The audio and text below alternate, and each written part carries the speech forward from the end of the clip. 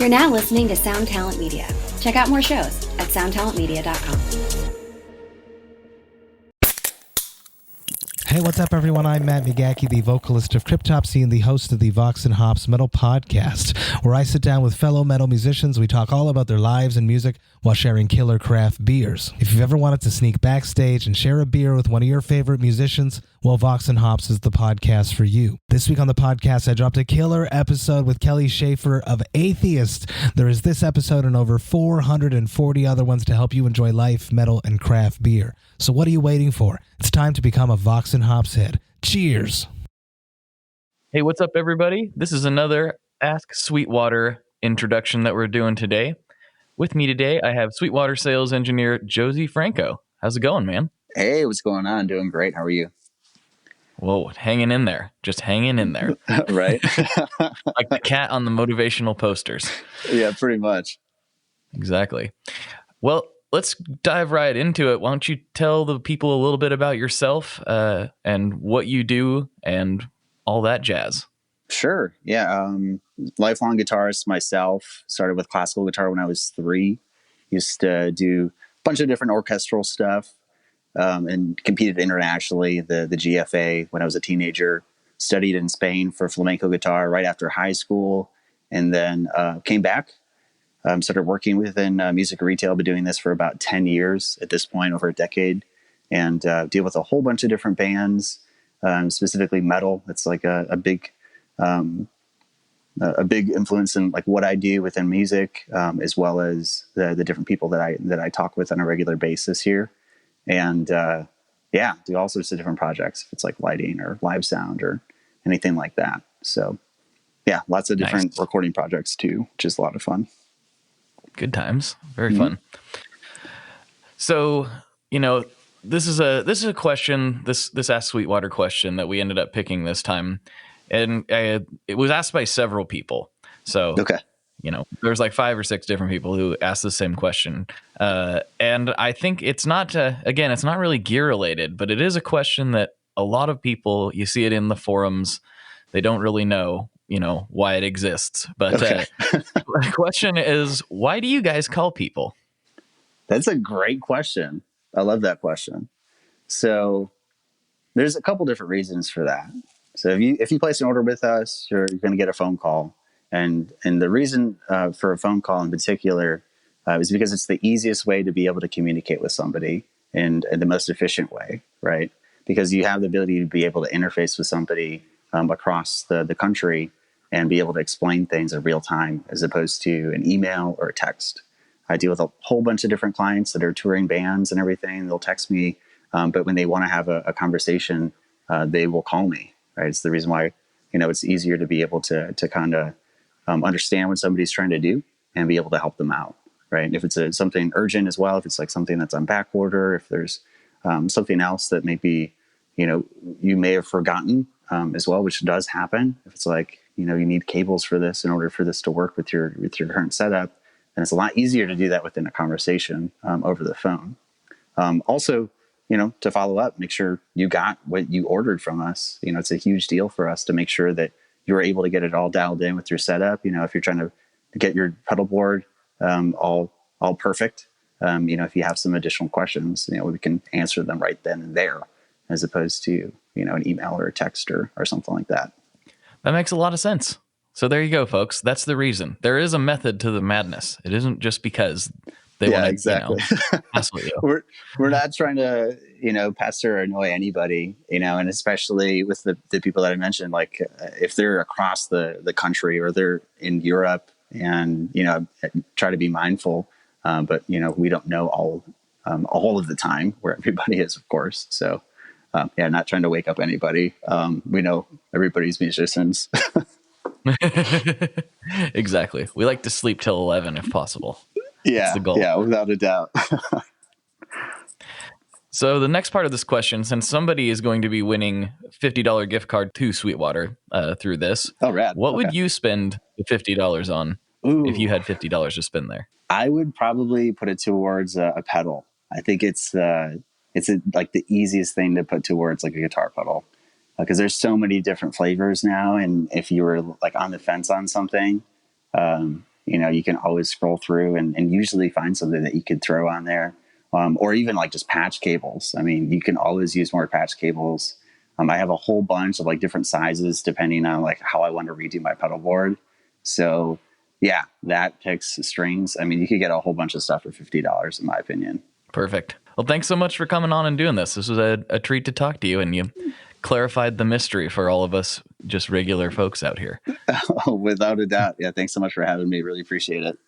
All right. I know that was a longer intro than normal, so I will be really fast with this part so we can get right into the episode. But we have not actually picked the winner of the gift card yet. That's what we discussed in that part with Josie, but actually we haven't done it yet. So it will be announced next week or on the next episode that comes out. I might actually be putting out a bonus episode this week. I got to go in the back catalog and see what we have, because we have a few things to put out there for you. I promise we'll announce the winner as soon as we can, and that person will be emailed prior to the announcement taking place. So keep an eye on your inbox from an email from Sweetwater. Okay, without further ado, let's get into this episode with Boot. He runs B.A. Ferguson guitars, and they are tremendous instruments, and he is a super rad guy. So I'm really looking forward to you guys hearing this episode. This is going to be fun. Let's get right into it.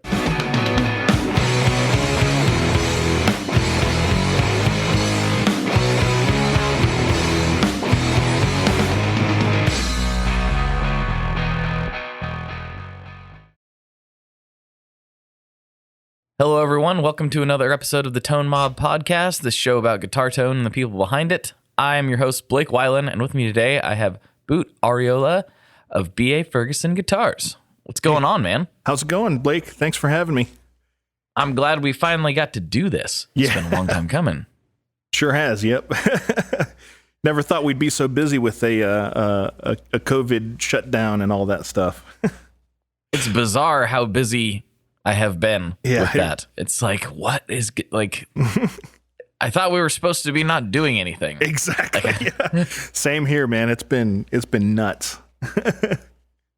Yeah, it's such a weird thing, and it's like you're busy with things that you didn't think you would be busy with. Mm-hmm. At least for me, anyway. Yeah, a lot of hand washing. A lot of a lot of telling the kids, to stay out of that thing that you're putting in your mouth, and all that. Oh man, I'm just like reserved myself to. I don't know what to do with this infant that wants to put literally everything in his mouth, and so I'm just like, I guess I'll just wash everything. Yeah, like you pretty much have to. But yep. But we're staying at home, so that's I guess I shouldn't be overly concerned. We're not necessarily dragging things in and out, so. Yeah, exactly. Whatever. Yeah. Oh, yeah. No, our biggest issue has just been trying to keep the kids occupied because it seems like they got cabin fever. Excuse me. They got cabin fever way before we did.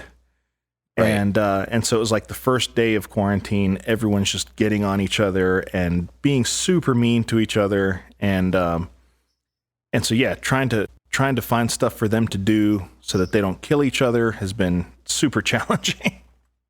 How many kids do you have? I have 5 altogether. Oh, whoa. Yeah. Well, I shouldn't complain. Hey, it's not, 1 isn't easy, 5 isn't easy. It's I don't ever look down on anyone who has less than I do, because like they're all challenging. So of course. Yeah. For me, I found that it's like having 1 was, one thing, but like having 2 wasn't twice as hard. Mm-hmm. It was 4 times as hard. Yeah. So I can only imagine it's just an exponential curve as it goes. Well, surprisingly enough, after the first 2, I think, having the third one wasn't as tough. By the time we had our 4th, we were kind of on a roll, and then we found out about the 5th, and he wasn't totally unplanned for, but it was a little bit earlier than expected, and right. So that took me a little while to get used to the idea of a fifth one. But once he came, the older ones kind of help with the younger ones, and that's kind of cool. Once they get teenagers, though, that everything changes there, and no one warned me about that. I mean, some people kind of warned me about it, but yeah, there's no warning you for when they become teenagers. So you've been warned, Blake, but it's not enough warning, just to let you know. I've been warned multiple times, and I also remember what I was like when I was a teenager. Yeah. I'm like, oh no, is this what's coming? Am I going to have a me on my hands? This is not good. Yeah. This is not good at all. Yeah, it's I've often found myself going like, yep, this is penance for what I did, what my mom had to put up with, for sure. I'm laughing about it, but also like slightly crying inside, because I'm like, I just know, those times where I was up allegedly, possibly spray painting things on things that I shouldn't have been. Yeah, I'm gonna be getting that back. Oh, yeah. Definitely gonna be getting that back. Yep, in some way, shape, or form. That's right. Well, let's get into your story, man. Like, I honestly don't know that much about it, other than you make really cool guitars that I've gotten to play at a handful of trade shows. Thanks. Where did you start? When did you start playing? How did you get into doing what you're doing now? Sure, yeah. I started, I was a teenager and I needed an outlet to stay out of trouble, right? Okay, there you go. Yeah. So my mom and my grandmother and my aunt had pitched in to, I grew up in El Paso, Texas, and it was easy to just kind of, for them to go across the border and find a guitar for a little bit cheaper than the music stores would sell them. And obviously you paid for what you got, but you get what you paid for, right? But they pitched in and got me my first guitar when I was about 13. And I didn't really know how to play it. I grew up Catholic, and then we went to a vineyard-based church for a while, and after doing a mission trip with them, ended up learning from one of the folks on that trip how to play my first few chords, and within a few months after that, I was playing full-fledged songs, and but like most teenagers, I didn't have anything better to do than not listen to my mom, and so right. She was in between jobs. She's worked in the medical field since I can remember, and I think she got I don't know if the correct term was that she got bored with it or what, but she decided to try her hand at a side job of selling cars. Basically, she went to a car dealership and got a part-time job there. Okay. And it wasn't going well, and so she was pretty stressed out. And that Saturday, it was a Saturday, 1 October, I think it was 1994, 95. Let's see. No, it was 96. It was October 1996. And she had left that morning and gave me a list of things to do that morning. It was a handful of chores that were super easy. And she said, hey, please have that done by the time I get home. And I said, okay, fine. And I was sitting on my bed just practicing guitar, and who knows what Nirvana song I was playing for 4 hours. But she came back after 4 hours, and she had quit that job because it was so stressful. And I think she had made her X amount of sales, but she was like literally hours too late. And so they didn't give her full commission or something like that. I don't know. She was super stressed out. She came home and she saw me in the same exact spot with nothing else done. And so she just lost it. She just immediately. And so she took her anger out on my guitar. And she literally smashed it to pieces. And oh. Yeah, it was that, I come from a Mexican family. I'm first generation Mexican American, and there's always this understood, like, you never want to come across the fury of a Mexican mother, because when it unleashes, it's, you're hopeless. And so, and that's exactly what happened. She took the guitar out of my hand. She was yelling at me first, and then she took the guitar and smashed it against the wall, and it was in pieces. And, I'm at this stage, I'm more butthurt about the guitar than anything else. And so I'm like, being the stubborn teenager I was like, I'm going to fix this guitar just despite what just happened. I'm going to fix this guitar one day. And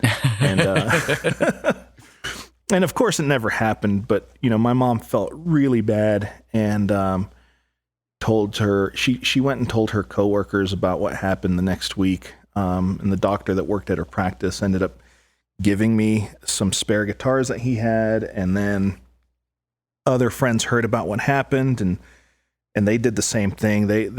I ended up getting donations of guitars for about a week, and I ended up with 7 really cool guitars.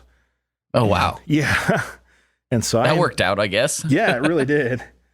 I had, I think it was a Hernandez Classical, an Epiphone FT120, a couple of Harmony Electrics, and another, like an OM copy, a Korean OM acoustic guitar. So yeah, it worked out. And then from there, years later, I met the guy who taught me how to do everything. He's like a second dad to me. His name is Barry Martin, and he runs a shop here in El Paso called Frets and Necks. And so I met him through mutual friends, and for years I would bug him about, I was trying to get a job with him. I told him, I'll work for you for free. I'll do whatever you want, man. I'll sweep your floors, and I just want to learn how to do this stuff. And his story to everyone else, to try to discourage them from taking up his practice, basically, was that, hey, you don't make money at this. You're not going to make money at this. You need to just go to school, stay in school, and do something better than this. And I was pretty stubborn, but it wasn't until I got engaged that he finally kind of looked at me and said, you know what, you've got this girl and she's got a good head on her shoulders. She's going to keep you straight. Fine, I'll give you an apprenticeship, So at that rate, I was going to college. I was majoring in English Lit with a minor in education and history. And yeah, so I dropped out and did that. Wow. Yeah. That's crazy. Yeah, it sure is. And so you apprenticed with him for how long before doing your own thing? For about 2 years. And the idea was that I would stay on with him. I would either stay on with him and just help him with his business, or I would move away and start my own business.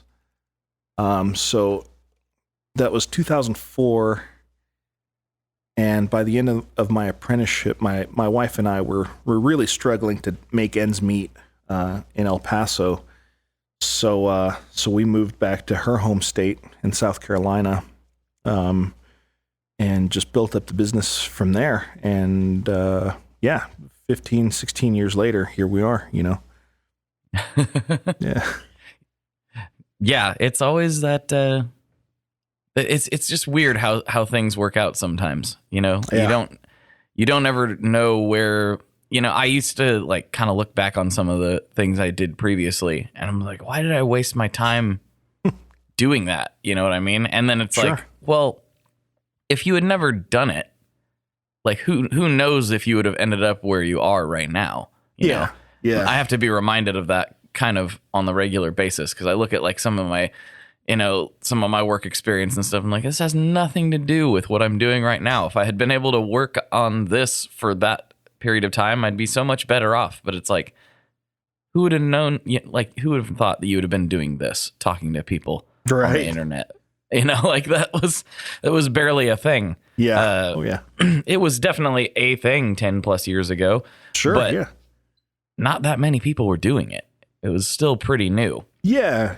And I think a lot of people looked at it also like, just like any other internet fad, that maybe it was going to die out, and it really hasn't. I'm really surprised at the amount of podcasts there are, but the fact that there's so many, but they all still have a good size audience, really, really speaks volumes about it.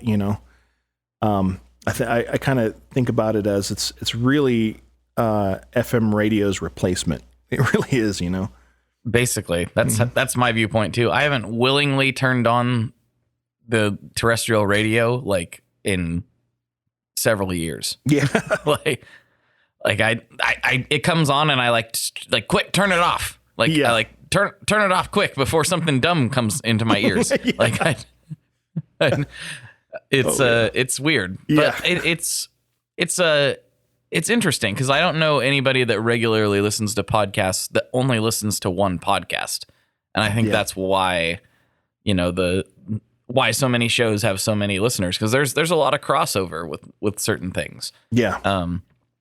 And so it's interesting. People might listen to Joe Rogan and this podcast and 60 Cycle Hum and who knows how many. Like, people are really filling their time with these shows, and it's like, thank you. Yeah, exactly. Yeah, it really is. It's such a good substitute. It's the thing that I hate the most about regular radio is those damn car commercials. Just car salesman commercials. They're just awful. Right. I mean, hey, if the local car dealership wants to sponsor the show, I'm not above it. Of course, but totally get you there. But the fact that they, they're the only ones really paying the exorbitant amounts of money that it costs to do radio advertising in general, and so it's just one after another, and and it's like it comes from this old style of advertising, right? Where it was just like the squeakiest wheel gets the oil kind of mentality. And so every commercial seems to try to top the other, or wants to top the other commercial. Oh man, I can only stand that for about a minute, and then I've got to change it, Yeah. Well, and then they got to go, and then they got to play the same 4 songs for the next 3.5 hours. Right. And then it's more commercials. It's like, I'm like, I don't understand like, radio is cool. Like, radio used to be really cool. Oh yeah. There were, it was the way to discover things, and it obviously like paved the way for this format. And sure. Yeah.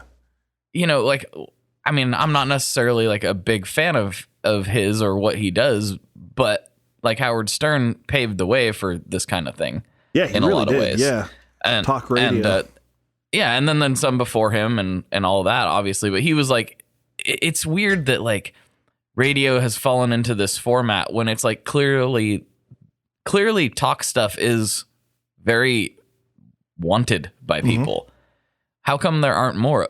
Like, it's very strange. I don't really understand it. It's like they're looking purely at I don't even know what they're looking at, honestly. I have no idea what kind of statistics they're going off of to make them think that that's the format they should follow. It's bizarre. And if anybody works in radio that listens to this, I'd be genuinely curious to hear what it is that drives that style of presentation, because I don't know anyone that really likes it.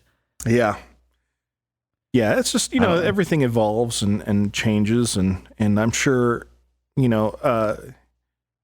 I do like listening to NPR, and I feel like there's, it's just a little bit more toned down, and maybe it's because I'm older. I don't know, but it's a little bit toned down. It's a little bit, just it's talking at people's level. I feel like, and I appreciate that. But I think the thing I miss the most about traditional terrestrial radio is. I used to listen to the rock station, and they'd have those request hours, so you call in, you try to, you call in on your landline, right? Of course. And you wait and wait and wait until someone finally pops on and says, "Hey, what kind of song you want to hear?" and I'd always request either. I remember requesting Weezer or Nirvana. I think there was another one I can't remember, but every once in a while I'd get the guy saying, "Oh, I already played Nirvana," you know.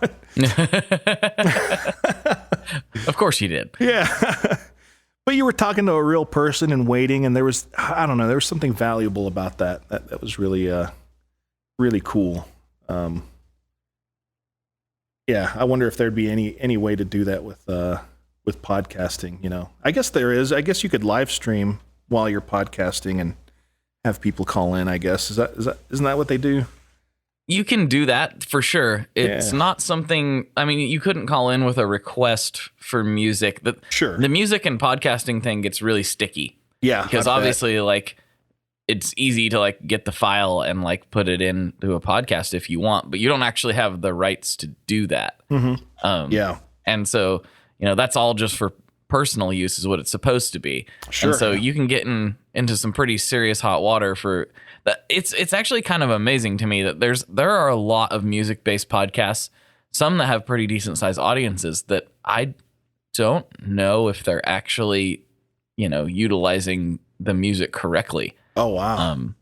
And I think that they could get into some serious hot water for that. I don't know the details, but like, but you kind of have to think of it as an artist too. Like you know, produce this piece, you know, through whatever means you do, whether you self-produce it or your label does it or whatever, but you own this, and then you own the streaming rights, you know, hopefully, and then it's getting played on a podcast for free. It's kind of a weird situation, right? It's hard to work your way around that. And I know there's a lot of people listening to this right now that know way more about this than I do, but I do know that you got to be really careful with playing music on podcasts. That's why anything you hear on this will be from me or somebody I will have gotten permission to do it or whatever the case may be. Because it gets sticky in a hurry when you get into that territory. Oh yeah, I can imagine. Yeah. So one of the things I wanted to talk about with you is like your music tastes. I don't actually really know what you're into. Like obviously we talked a lot about Nirvana, and that's definitely a shared root that we have, but what else are you into? Well, a number of weird things. And I have to say that you know, because I spent a lot of my teenage formative years in a excuse me, in a charismatic church setting. I feel like I wasted a lot of my time not listening to music, if you know what I mean. Okay. All right. And so, I mean, there was a lot of good stuff coming out, good things coming out, you know, out of tooth and nail, you know, thankfully. And I listened to a lot of, so I'll start off, I guess, by telling you my three favorite bands of all time, right? First one will be Sunny Day Real Estate. Second is Starflyer 59. They were on Tooth and Nail, and they were shoegazy. And then Godspeed You Black Emperor. Okay. Yeah. And then right after Godspeed is the Cars. So just, you know, I like it. It's a nice combo. Yeah. So, yeah, you know, I find myself these days trying to catch up on all the stuff that I was afraid of listening to when I was younger. Because it's sort of a thing that I don't know, no one really forced anyone to not listen to stuff, but it was, you know, there was this kind of, you know, it was almost like you were sort of made to feel guilty for listening to stuff that wasn't Christian at the time. Okay. So yeah, so at least that's the way I felt, you know, and I'm not trying to say anything bad against the church or anything like that. At the same time, I'm just kind of saying that's sort of the inner dialogue that I had with myself. That's sort of what happened, and so it was a lot of it was self-imposed because of the background I came up in, and so yeah, I just assumed like, oh man, I'm gonna, you know, someone's going to yell at me, and it'll end up being myself, but someone's going to yell at me for listening to any more Nirvana or Weezer. And so, yeah, switched over to a bunch of other stuff. And, but nowadays I find myself listening to, a lot of bluegrass. Avett Brothers has been on constant rotation lately. Although I Good heard stuff. Yeah, I heard them earlier on, but I've really just, and I don't know if it's because I miss being in South Carolina, but I find myself listening to a lot of Avett Brothers, Sam Bush, and then there's newer stuff that's coming out, Kate Davis, Talking Heads. Let's see here. Yeah, did you get to see that Saturday Night Live performance by David Byrne? No, I didn't. I've heard that it was incredible, but I haven't watched it yet. It was so incredible, and it's just this, you've heard of like in culinary terms, you've heard of a deconstructed salad, right? Or a deconstructed something. Yes. The fact that he's able to do this with music live is just incredible, and that's exactly what he does in that Saturday Night Live performance. So if you get a chance, watch it. You'll see what I'm talking about. It's just incredible. That's an interesting concept. I'm trying to like even imagine how that would work. Yeah. But if anybody's gonna do it, it would be him, right? Yeah, exactly. Yeah. But yeah, it's just wonderful.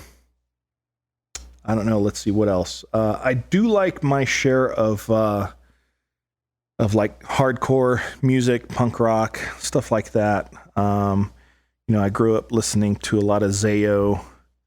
Mm-hmm. I like them. Yeah. And I'm a little bit picky. And you know what? My wife will be the first one to tell you that I get really opinionated about music, especially when I was younger. I got really opinionated about it. And that's the other side to that coin that I was talking about, that I my own inner dialogue kind of kept me from listening to good music. Once I formed an opinion about certain types of music, then I would totally brush everything else off. And now in my late 30s, I find myself, basically telling myself to shut up and listen to some good music, right? So I can relate to that because when I was growing up, it was like if it wasn't heavy and aggressive, then I didn't care about it. And that was really, and that wasn't even universally true. Like that's what I kind of like projected. Mm-hmm. But I definitely listened to like pop and country and like other things. But like my whole image was like I listen to aggressive music and then like, but then in retrospect, even some of the bands that I was publicly like, I really like this band, they weren't necessarily that heavy. Mm-hmm. And so it's like I came to the exact same conclusion, albeit maybe a little bit earlier than yourself, but like I was just like, stop it. Yeah. Why are you putting these things in these weird boxes that you have? Who are you to decide what this is? Like you're just some dude. And what great music have you come up with that gives you some sort of insight? Yeah, I totally relate to that. I understand that. Well, and you've got to look at it the way people look at artwork, right? Like I remember early on when I was in school, and the art teacher was really adamant about, when you're critiquing a piece of art, he basically was saying that you had to sort of disconnect your own emotion from it in order to critique it, so that you wouldn't, because disconnecting from it to a degree emotionally allows you to look at it objectively and appreciate it that way. Mm-hmm. And it keeps you from essentially being a jerk to the artist that put in the hard work, right? And had someone told me to do the same thing with music, I think I would have been nicer about it. But I know that, like, there's been conversations with my wife even where she was just like, you really hurt my feelings about this one thing, and it was just because you were so opinionated about this music. all these years later, I'm just like, oh, I'm so sorry. I was such a jerk. It's like, we're having therapy over this stuff, man. This is crazy. But, at the end. I mean, it's a very personal thing. Yeah, it really is. There are some artists that I hear and I'm just like, I don't know how anyone listens to this and appreciates it. Mm-hmm. And then there are some, but I have to recognize that, like, if I took, I don't know what a good example would be, something very heavy, like to my dad, he would think the same thing. Sure. Like, I don't know how you listen to this and can appreciate it. Yeah. So I like have to recognize that, and like I might feel that same way about some sort of glossy pop thing or whatever. Like I have to realize that my feelings on it don't really matter. Sure. Yeah. Yeah. Exactly. It's whatever is between the artist and that listener. You know? Although I'm still going to criticize bro country till my dying day. So that just is what it is. I can't fault you there, man. I'm right with you there. That said, Right. I've heard Luke Bryan is an amazing human. Oh yeah. So for what it's worth. Oh yeah. Well, and I think that's something that changes a lot of stuff for me as well. Like where I decide to start being more objective with music is getting to meet some of these artists at NAMM shows, and just seeing what wonderful human beings they really are.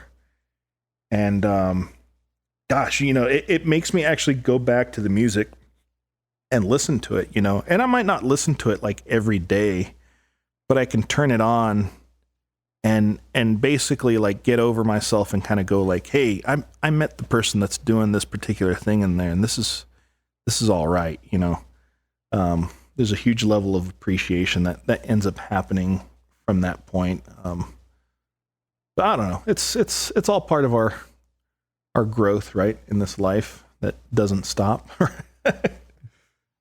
Well, I think that's one thing about, like the NAMM shows and stuff, but also like the world we're living in now with, while we're currently very disconnected from each other, unfortunately, we're also like, I said this to Joel from Chase Bliss the other day, and I was like, this is the best time that this could have happened.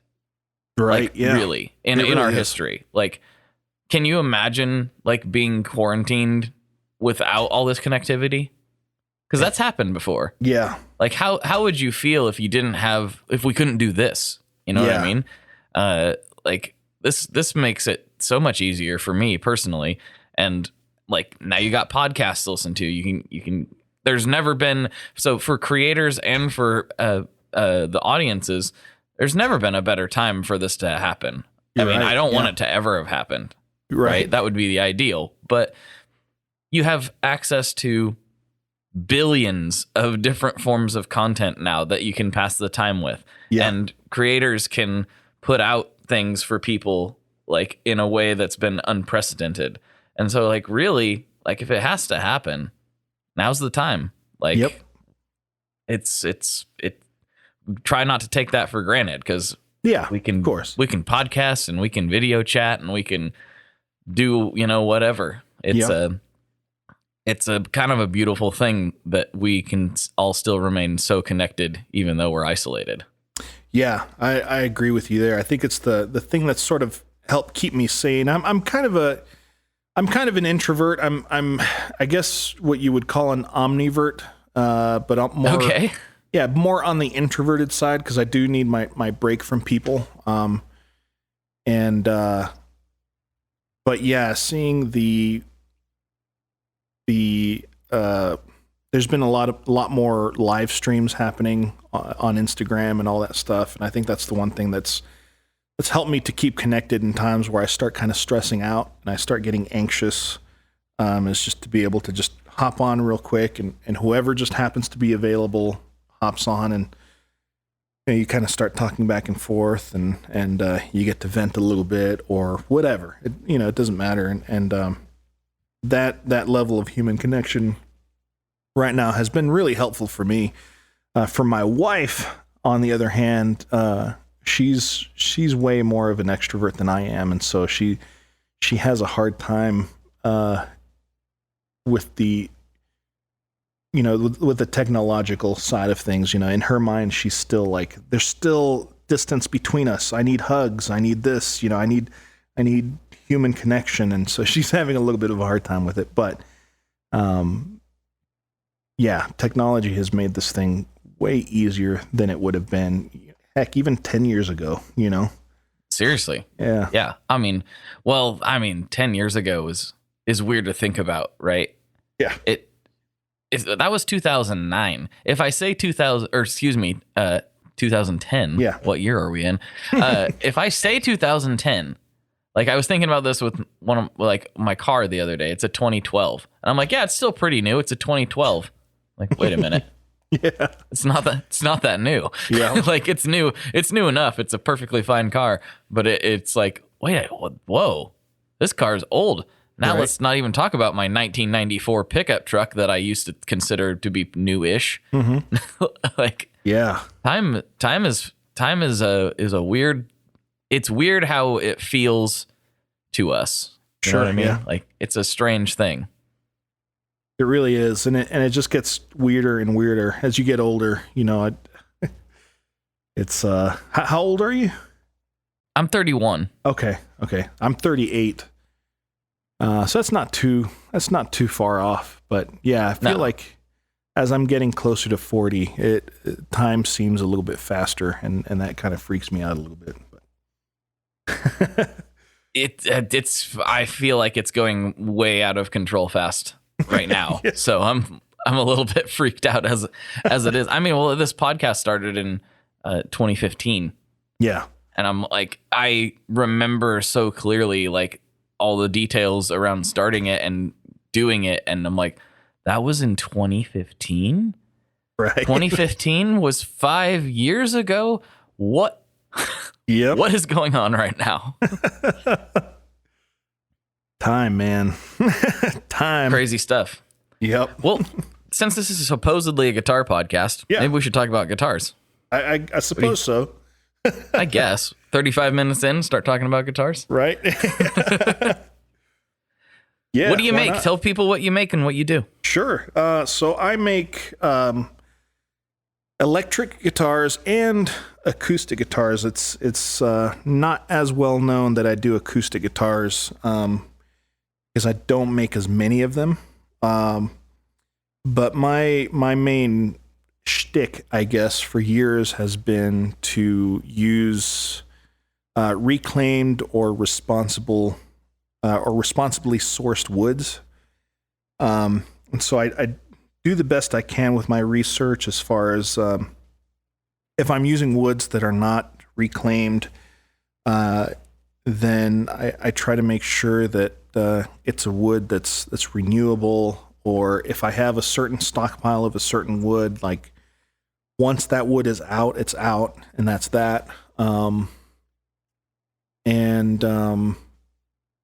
yeah, that's pretty much the gist of it. I started out actually making mandolins, carved top mandolins. And so my favorite thing to build are acoustic guitars and mandolins, and I'm going to start doing mandolins again. I haven't done them in a few years, but I'm going to start doing them again. And yeah, that's basically what I do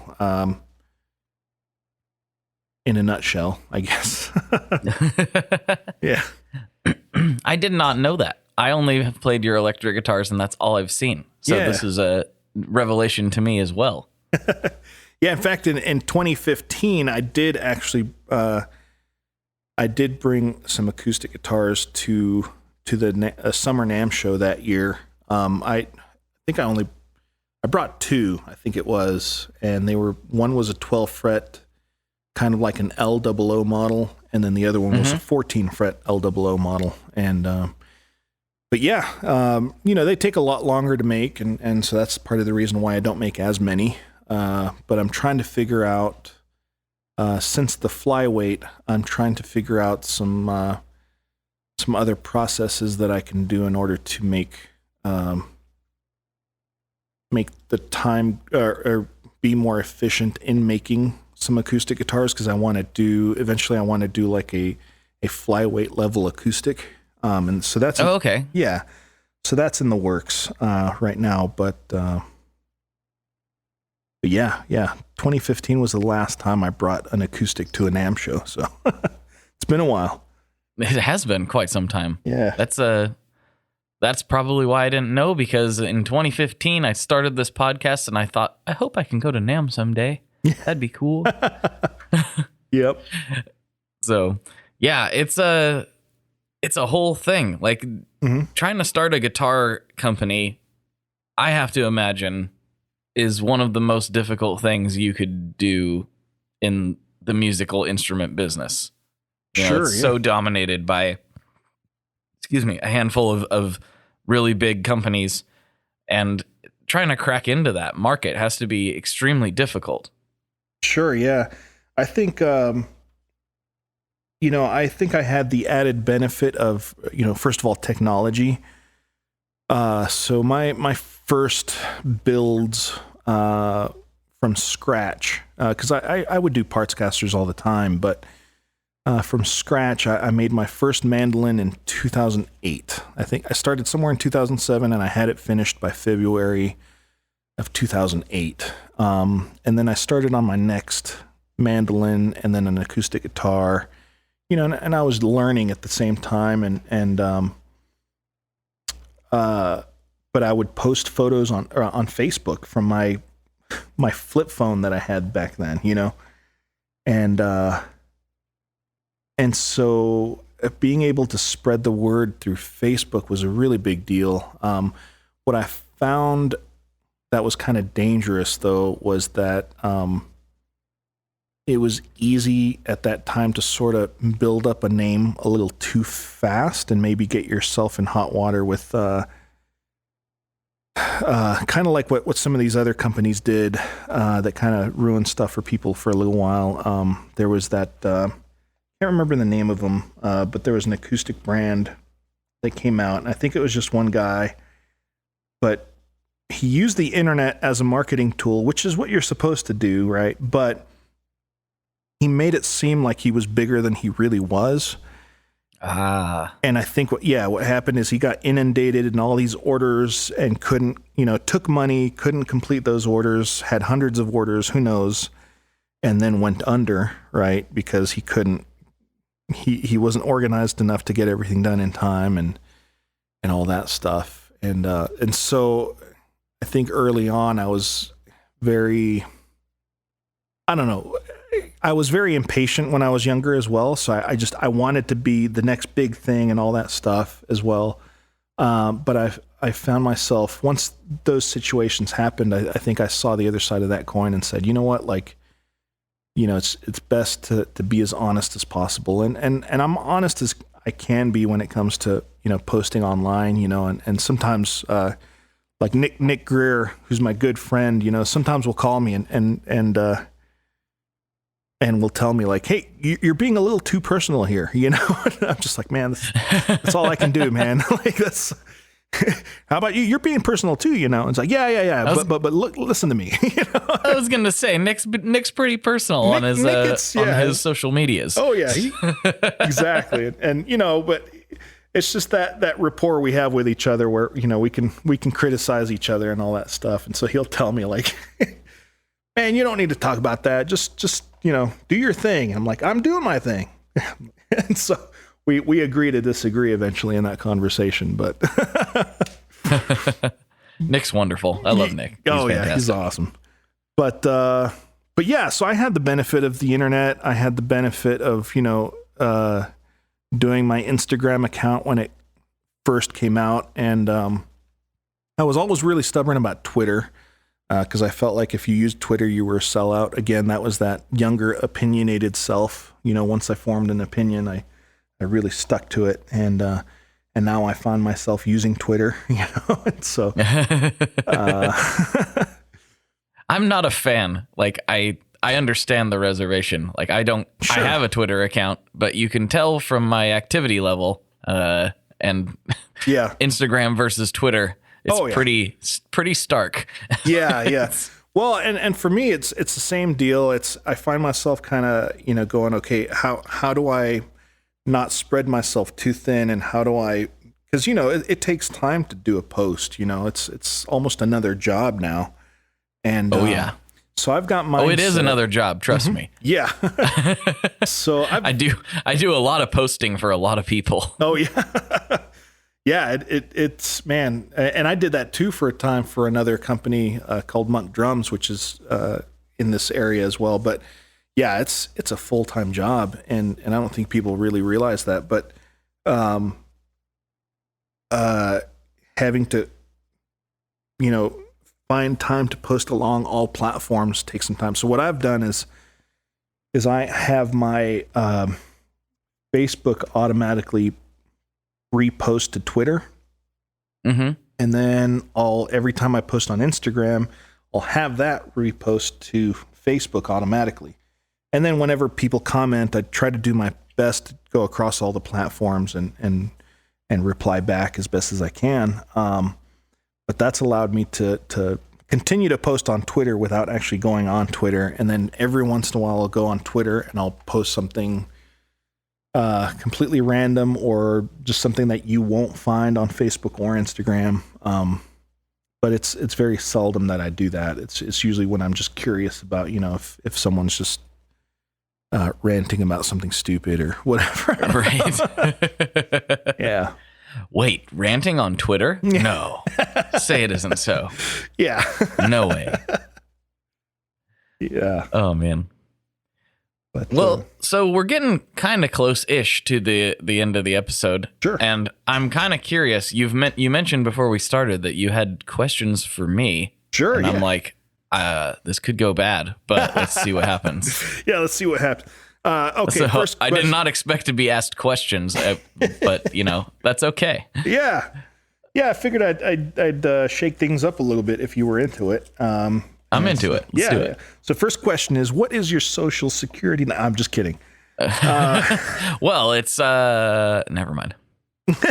Right. All right. So my first question to you is, what was your most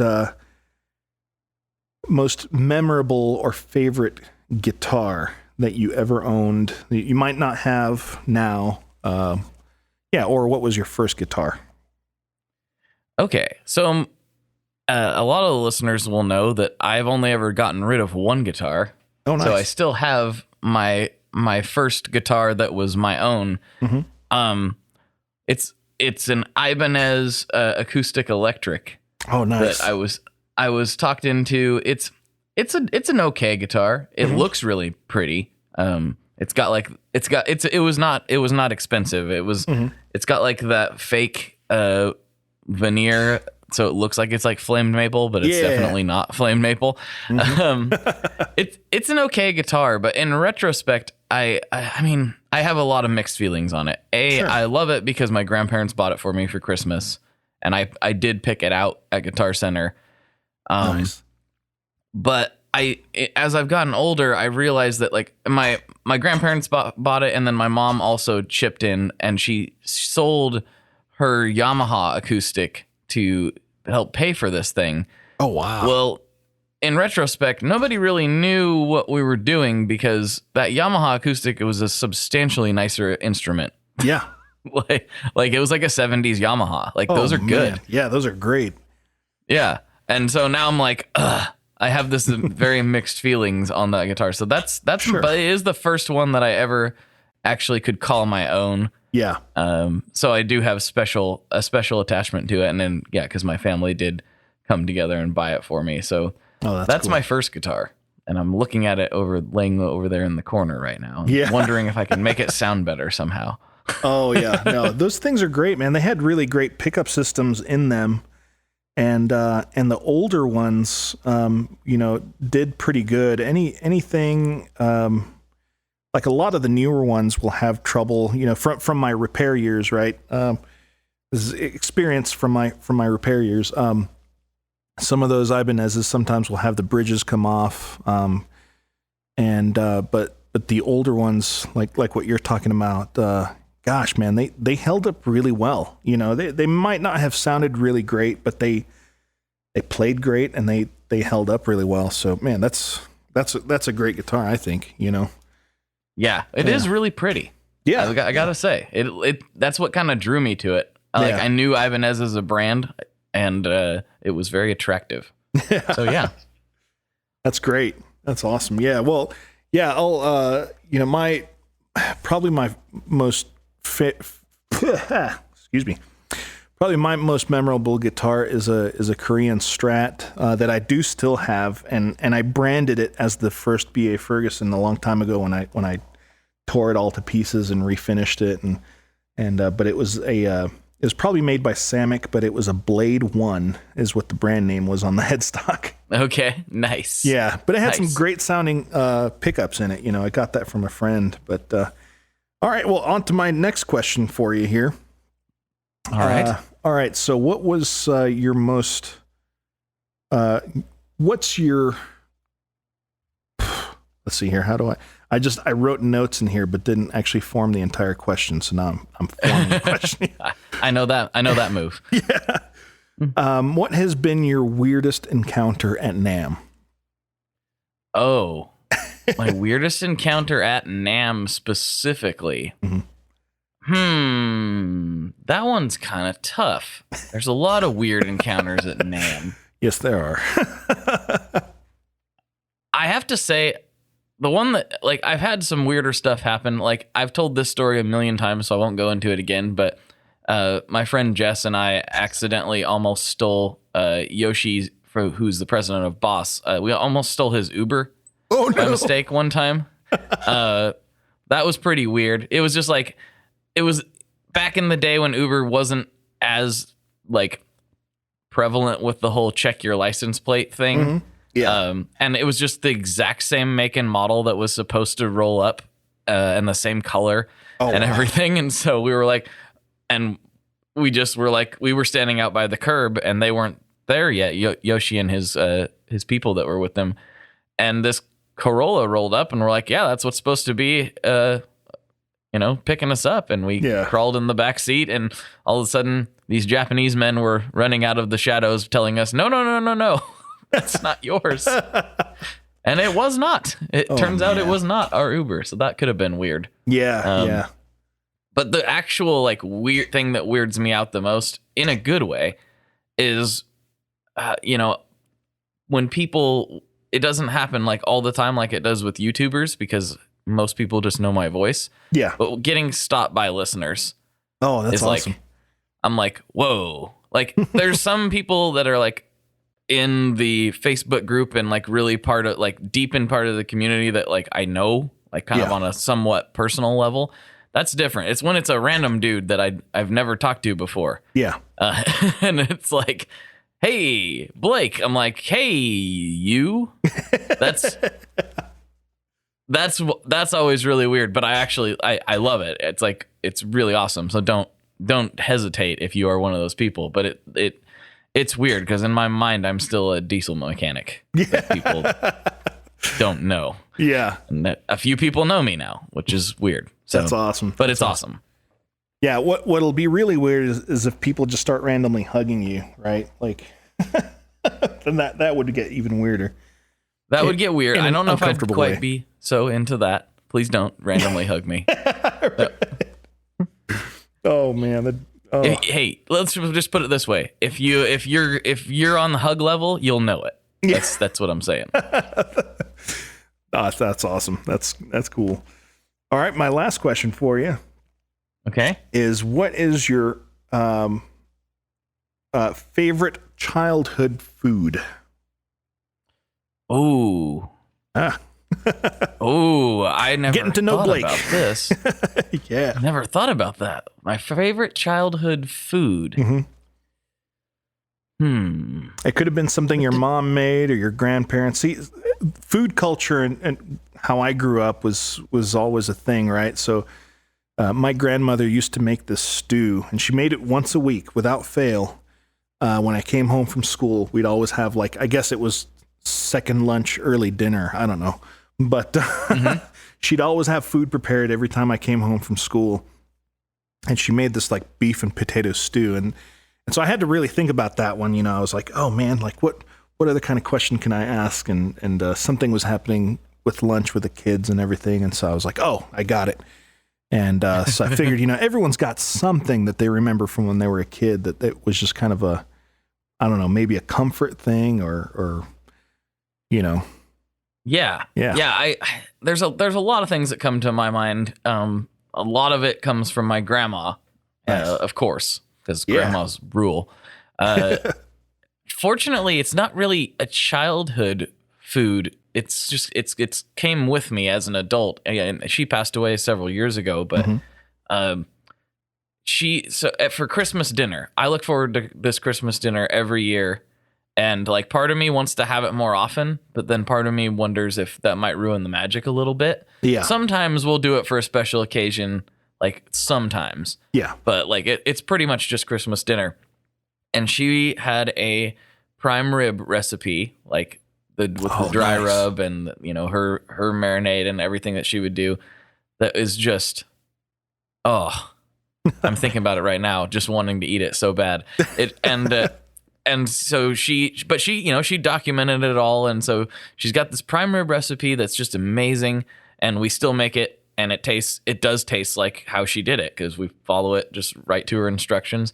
And then she also made these garlic mashed potatoes, which nice. normally I don't even care about mashed potatoes at all. Really? Like I'd rather have potatoes in almost any other form than mashed potatoes. Yeah. Except for these garlic mashed potatoes. They're bananas. So like every year I look forward to that. And then also it's like there's a company, and I don't know if they're like a big company. I have to imagine they're a chain because they're at the mall, but I only know of this one location. I haven't not Googled this at all. I'm sure this information is widely available. It'll probably be like somebody saying that Nestle Toll House is their favorite cookie. But like it's a company called Great Harvest Bread.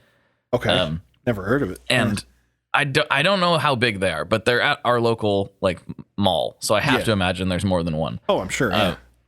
But they make a garlic cheese bread that we also we'd get a loaf of. So it's that combination. It's the prime rib, the garlic mashed potatoes, and the garlic cheese bread will take me right back to being a kid. But everyone that's ever tried it, like my wife is indoctrinated into this now. She's like, this is like one of the best meals like ever. Like, yeah, it's legit. So that's a big one for me. Yeah, that's awesome. That's so, yeah, it's so interesting how the role that food has in our lives and everything. And I've always been intrigued by that. And so yeah, I'm glad I asked, man. That sounds really delicious. All of that. And I'm hungry. I'm like, oh boy, I want some prime rib. Yep. Oh man, I have to imagine like you've talked about it a little bit, but I have to imagine food's a big part for you too. Like, I would flip the same exact question. So you talked about the beef stew, but is there anything else? Yeah. Oh yeah, totally. There's and you might have seen it on Food Network. There's this place in El Paso.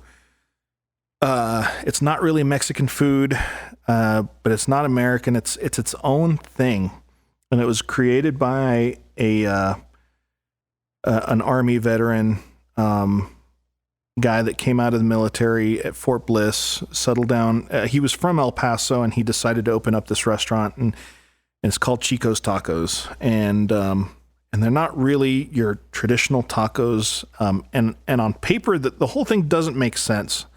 Okay. Because it's very minimalistic. And so you have these rolled tacos with ground beef that are deep fried. And then you put them inside this little paper boat with some basically government grade cheddar cheese on top, just shredded real finely. And then tomato broth, right? Just kind of salty tomato broth. And that's it. And okay, but the combination of those things together are really quite awesome, and so it's kind of it has a cult following since 1955, and so that was a comfort for me whenever especially when my grandmother passed away. I found myself dining by myself at Chico's, and I remember my wife stating like, she was like, that's kind of sad that you're doing this. I'm like, it's not. And now that I understand more about being an introvert and all that stuff, like I realized like, oh, that was my go-to place to sort of decompress a little bit, just sitting by myself, having an order of Chico's tacos. And yeah, if I had a deserted island food, it would be a hard choice between my grandmother's stew and Chico's.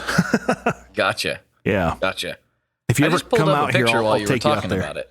Oh, you did?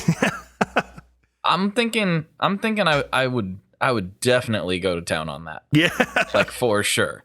And the thing is, like, For sure. You either love it or you hate it. There's no in between. No one ever kind of goes like, yeah, I could have that every once in a while. It's, and it's understandable, but yeah, it's good stuff. If you ever fancy a visit out here, first thing I'll do is take you over there. All right. Yeah. I do fancy a visit out there at some point. Yeah. So I'm trying to think of what am I thinking of? There's a California like fast Mexican chain. I think it's based in California. Is it Del Taco? What is it called? It might be Del Taco. Yeah. I don't want to give out the wrong name. It has to be Del Taco. I think it is. I mean, Del Taco Bell is also California based, but I think they're direct competitors. Yeah, that's universally like known. This is a little more nichey. Yeah. Does Del Taco have a burger? I feel like Del Taco has a burger. Oh, I think they might. Yeah. Yeah, okay. That's the place. Okay, so, Yeah. I mean, I don't want to offend anybody, but we were told, so Jess and my friend Jess, who's sometimes on the podcast, and then Leon from Pelican Noise Works, he's also a good friend locally here. We were told we had to try, yeah, it was Del Taco. We had to try Del Taco because none of us had it before. And it was at NAMM, after NAMM, kind of late, and we were like, well, where should we go eat? Yeah. Like, oh, the only thing that's open is Del Taco. Yeah. Like, that's close by. I was like, well, they said we had to try it. Let's go try it. And we went to Del Taco. Yeah. And we ordered, well, I don't even remember what I ordered. I ordered some burrito or whatever. They've got crinkle cut also- fries, right? Yeah. Mm-hmm. That's them. Yeah. We all sat down, we ate it, and we went, I would literally have rather had Taco Bell by like a wide margin. Oh, really? Like, we were all very like disappointed because like the first time, like, oh, you haven't had In-N-Out. You got to have In-N-Out. Well, In-N-Out's amazing. Like, I love an In-N-Out burger. Mm-hmm. But the Del Taco was disappointing. I was like, wow, this is hot garbage. Yeah. So Who knows, man? I think it just depends on the place. Because they opened a Del Taco here in El Paso years ago before I moved away to South Carolina. And I remember having the same sort of reaction. They had a little bit more options than Taco Bell had, I think. mm-hmm. But I do remember being disappointed, and I thought it was weird that they had fries. Yeah, it seems weird, right? Yeah. But then I went actually last fall. We took my oldest son camping, and on the way back home in Alamogordo, New Mexico, there's a Del Taco there, and I was kind of surprised. We had no choice but to stop there because it was one of the only things there on the way home, and it was the only place that we were going to tolerate the kids at, right? So, right. We stopped there, and I was kind of surprised. And I just had some of their regular crunchy tacos, but I didn't have anything else really. But I guess if I had to compare their crunchy taco to Taco Bell's crunchy taco from that particular place, now, not overall, that's the last encounter I've had with Del Taco. I probably prefer their crunchy taco over Taco Bell's, but I don't know. That's just me, I wish I could remember what I had, but we were all so disappointed. Yeah. Like, it was just like, I mean, I realized that you're not going to get like, we weren't expecting like gourmet Mexican cuisine. Sure. Yeah. We were just like, we were expecting like a good, like kind of unique, maybe not unique. We were just expecting like Taco Bell, but maybe a little different. And we were all just like, man, I wish this was Taco Bell right now. Like, yeah. No, I can relate to that. So, for my first experience. which, and I say that as a person who's not exactly a Taco Bell fan. Yeah. Oh, I get it. Yeah, I got you. It's something Anyway. that you generally settle for, and that's kind of how I mean, I enjoy it, but yeah, I feel like most of the time it's just the part of me that is allowing myself to just settle for the moment, right? Yeah, it's like it's 2 a.m. What else is open? Yeah. There isn't anything else open, so that's what we're gonna get. Yep. Yep. Right on. Yeah. Well, we've been at this for about an hour, and I have not even gotten into the classic questions. This has been a really enjoyable conversation Well, I'm glad, man. That's awesome. with minimal talk of guitars. So sorry, everyone, but Oh man. so it goes. All right. Well, But here's a good chance for you to plug where people can find you, or if Okay. you just got something you want to get off your chest, now's a good time. Sure. Just yeah. go for it. All right. Well, you can find what I do at baferguson.com. Find me on Instagram, Twitter, Facebook. And yeah, and it's just mom and pop guitars, I guess, is all I can say that what we do. We debuted the Flyweight about a year and a half ago, I think it was, maybe a little bit more, which was my attempt with the brainstorming of the additional brainstorming of Nick Greer to bring about a guitar that was affordable for everyone, not just the blues lawyer, right? Mm-hmm. And so it's been really successful. I'm really happy with it. It's $11.99 for a single pickup guitar, and then $12.75 for a dual pickup, and it's usually Lawlers or Gemini pickups. And then I've been sort of revamping everything else along with that. So like our standard guitars, they used to be right at like $2,100. I'm bringing that price down to closer to $1,700. And that's using some of the methods that I engineered as far as getting the price down with the flyweights. The idea there was to continue using American-made and or high-quality parts, but just to minimize on the amount of work that it took to put them together. And that, yeah, and that was my way of cutting down cost and passing on that cutting down of the cost to the customer. So I'm doing that same thing with the standard model and the deluxe model. So be looking out for some of that cool stuff coming out this year. There's also a new flyweight model coming out this summer. It's not the Walker shape. It's not the Shirley shape. It's an entirely new shape. And it'll be at the same price, but it's going to have an additional pickup option. And the way Nick and I have talked about it is that basically this will be the only guitar that you get this option on. So it'll be a lot of fun. And let's see what else. I'll be doing acoustics soon as well, and a mandolin is in the works. And I think that's about it. That's all I've got for now.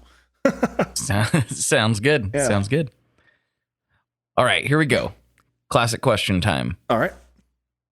What is your favorite Boss pedal? Oh, favorite Boss pedal. I had a DS1, I believe it was, years ago. It was yellow, Mm-hmm. I believe. Yeah. Oh, No. So Yellow? it was the Overdrive. Yeah. OD1? The OD one. That's the one it was. Yes. Not the DS one. The DS one is the orange one. I had I had that one, the OS one.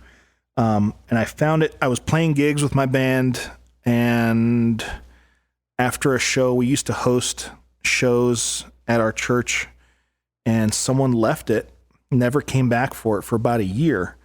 So I eventually adopted that pedal, and it was my favorite Overdrive forever.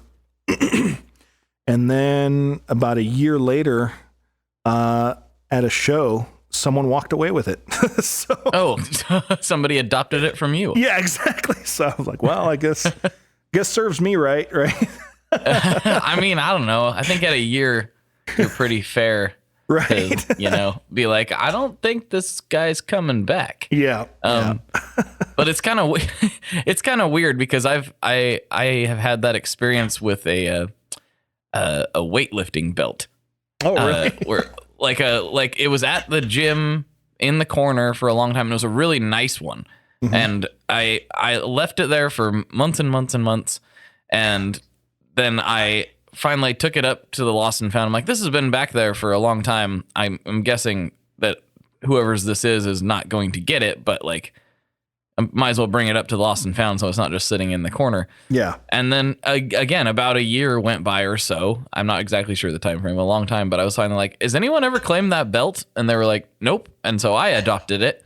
And then similar to your story, at some point, someone adopted it off of me. I don't know who, but somebody adopted it off of me. Yeah. It's a strange world we live in. A strange cycle. It is. And I was like mad. And I was like, well, this you got to use it for free for a long time. So you can't be too mad about it. That's funny. Yeah. So, okay, last question. And this is where, this could go off the rails. We'll see how this goes. We'll see how this goes. Yeah.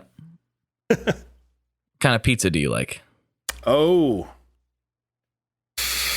man, this is what everyone's been fighting about for a while now, right? As far as the ham and pineapple thing, right? I mean, it's a thing. It is a thing. I will say, and it might make some people mad. I do enjoy a ham and pineapple pizza. Yeah, you would. You would. However, it's not my go-to. And I don't just order it just whenever. You're right. Like I just, if I had to choose a perfect pizza, right off the top of my head, my favorite pizza of all time, without fail, is going to be just a good plain pepperoni pizza, hot out of the oven. That's it. Like it just, it might be made better sometimes for me with some olives. And I know that olives can be controversial for people, but I do like black olives. Not with me. Okay. I love me some olives. Now my wife hates olives. So the compromise that we make, is, pepperoni and green peppers. And also solid. Yeah. Yes. Cause it's not spicy for her, but I like it, and it, yeah. So that's, and then probably my number two from those options would be a straight up pepperoni pizza with jalapenos, and that's it. Yeah, I'm about that life. Mm-hmm. That sounds good. Yeah, it's. What's your kind of construction preference? How you like a thick crust, or you like a thin crust? Where do you go there? I grew up with this place here called. So some people will laugh and some people might be like, yeah, no, that's solid. There's a chain here that's, I'm pretty sure started out of El Paso called Peter Piper Pizza. Okay. And it's kind of like it's kind of like the Chuck E. Cheese of the Southwest. Except that I would say whenever I first had Chuck E. Cheese, my first complaint was the pizza. I thought it was awful. And I was like, of course. I'm sure it is. Yeah. I haven't had it since the 90s, but I'm sure it's not good. It's not. And of course, Chuck E. Cheese is a utilitarian thing. You go because you want your kids to play and you want them to leave you alone for a little bit. And I understand that. But Peter Piper, they thought about the pizza first. And so it was more like a New York style pizza. Okay. And so that's what I like. I like a crust that's there. And that is a good part of the pizza. I'm not a huge fan of thin crust. And I'm not a huge fan of the really thick crust either. Like DiGiorno's okay when you need it, but sometimes for me there's just too much crust. And I'll tolerate Papa John's. The thing I don't like about Papa John's is the amount of sugar that's in that crust. Oh, and I have never had Papa John's, and you're not making me want to have it anymore. Right. The thing I do like about Papa John's is the way they construct the pizza, and I like that they do the sauce, and then they do some of the toppings, and then cheese over the toppings. That way, it kind of seals in the toppings. So I'm a fan of that. But yeah, I would recommend if any of you guys come to El Paso, first of all, hit me up. I'll take you to some places, and we'll go to Peter Piper and have their Chicago classic.